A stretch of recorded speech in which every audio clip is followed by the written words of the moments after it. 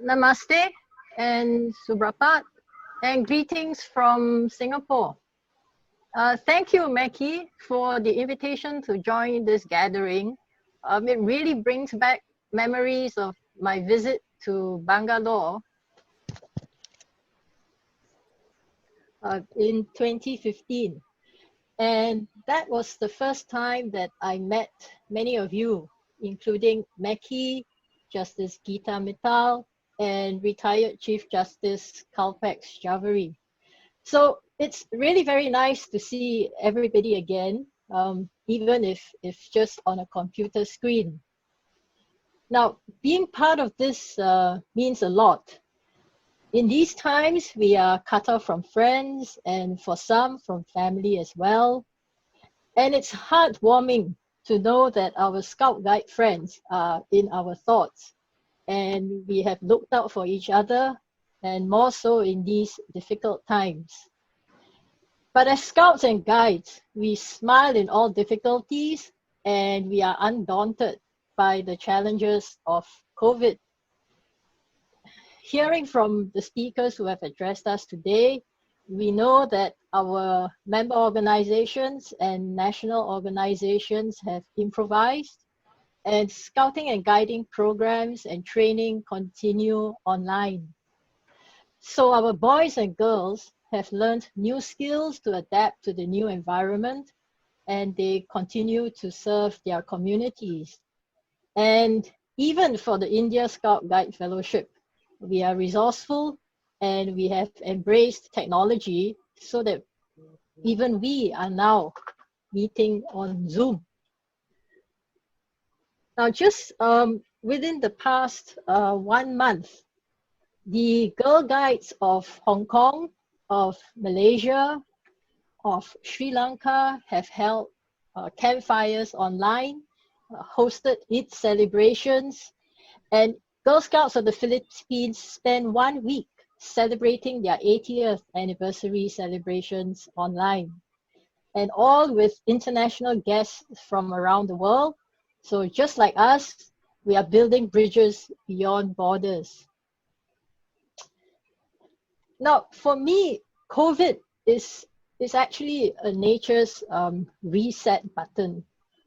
You know, our lifestyles were simply unsustainable for this planet, and climate change was the clearest signal.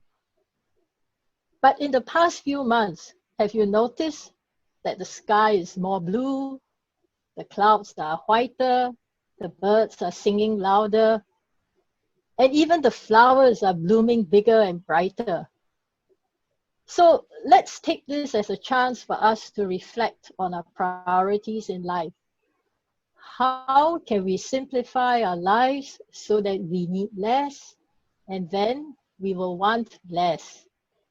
And only then can we create space on this earth to live together with all other living things, the animals and birds, the forests and trees, the fish and the oceans. Now, finally, remember that we started as a movement in the last century. So as the Scout and Guide movement, we have been through 2 world wars and countless disasters, natural and man-made. And each time, our Scouts and Guides have stepped forward to help and to lend a hand. So this time is no different, because as a Scout and Guide, our promise and law is a way of life for us. We think it, we say it, and we live it. We are here to be useful, to help one another, to be a friend, a brother and sister to all other Scouts and Guides. So thank you for your friendship. I wish you a successful gathering. And until we meet again, please be safe and stay well. Namaste. Brothers in guiding and scouting from all over the world. Namaskar, Assalamu alaikum, salam, Jule, from the part of the world where I am, where you speak so many different languages, where we are with so many different cultures, so many different religions. A very, very warm welcome from the most beautiful part of this world.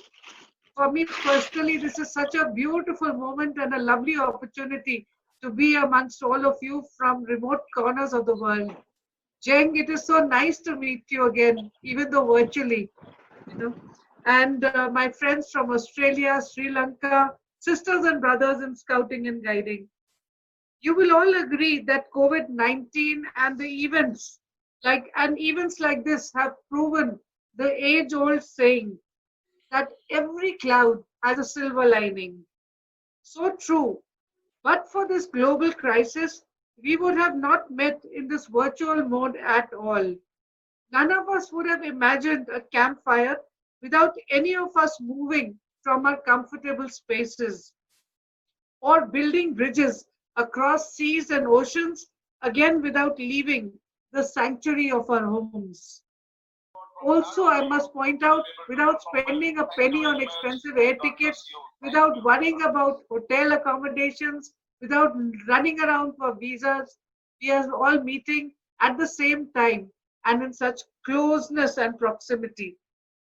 I must congratulate Meki and our wonderful team, as well as our beautiful friends from across the globe. And what a gathering! So many of us, hundreds, I think. What makes this meeting so special is that all of us joined are joined in heart and spirit. We all have the BP spirit right in our heart, coming all over us. We meet in spirits of joy, of kindness, of concern, warmth, sisterhood and brotherhood, with beliefs in universal peace, compassion and love. I must draw all our attention to something which is so close to us, which is the Sustainable Development Goals, articulated by the United Nations, but such a strong reminder of the current time. And as Jeng has put it, of what a relook that we must take in the way we have been living, and the way we have utilized or misutilized the world's resources, the blessings that we had. A successful development agenda requires inclusive partnerships at the global, regional, national, as well as local levels. These partnerships have to be built upon principles and values and upon shared visions and shared goals, placing people as well as the planet at their center. Strong international cooperation is needed now more than ever, that countries have the means to recover from the pandemic, build back better, and achieve the sustainable development goals. Strong international cooperation is needed more than ever, and this is being emphasized by leaders all over the world, as have been emphasized by the learned speakers before me.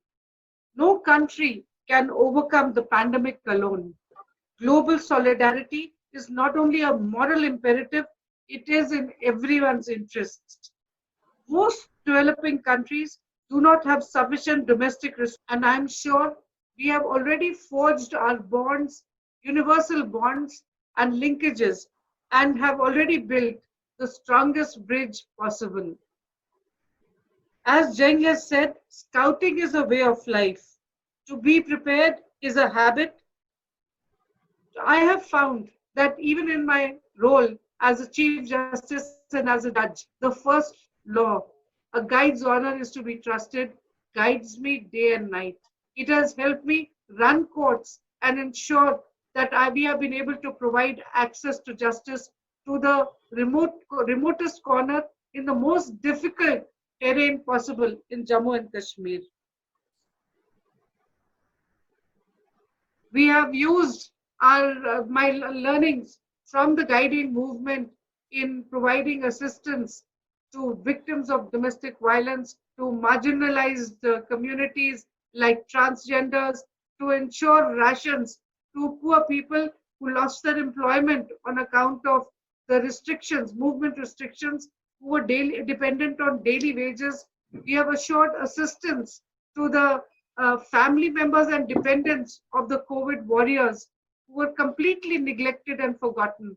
We depend on the COVID warrior doctors, nurses, ambulance staff, the, the sanitation workers to look after us night and day, forgetting that they also have dependents who may be needing assistance at home. So with the help of legal services authorities and my paralegal volunteers, we have been able to reach out to those dependents and ensure that the COVID warriors were at least free of troubles which they would be facing and worrying about their own family members. I'm sure all of you are doing similar things and taking the advantage of scouting and guiding movements and young, dedicated and committed scouts who are nurtured in spirits of honest commitment and compassion for the community. So this is an opportunity, a very valuable opportunity, which the Indian Scout and Guide Fellowship has provided to join our hands and energy in helping mankind overcome this universal scourge. It has been, as I said, every cloud has a silver lining. These times, while we have stayed indoors, have given nature time to heal. Pollution is at its minimum. Pollution of every kind, air, water. You look around, plants and trees are blossoming. I was in a natural game reserve yesterday, and I've never seen greenery and wildflowers of the kind that I saw in a forest reserve called Dachigam in Kashmir. We have seen rivers, we have seen swans in the canals in Venice, we have seen geese walking through Paris and the streets of other metro cities. We have seen lions walking through main towns in several parts of India and Africa. And nature has healed, while mankind, though suffering, is being given a chance to stay indoors, nurture relationships, lost relationships of family members and friends, and created bonds like the present one, where we learn to communicate using the virtual mode. Of course, meeting physically is a different experience. The warmth of a hug and the spirit that is shared in a handshake is something that all of us miss. But I'm sure that this is something which has to pass. The kind of self-imposed and state-imposed restrictions that we are living with will also pass quickly, and we will be back to a time when we can meet physically. But undoubtedly, things will never be the same, and we will learn new lifestyles, hopefully caring for the other living species that we have been blessed with. It has been said that injustice anywhere is injustice everywhere. So we will now make sure that while we grow in compassion and concern and rededicate ourselves to uplifting and mitigate the suffering of every living being, no matter which part of the world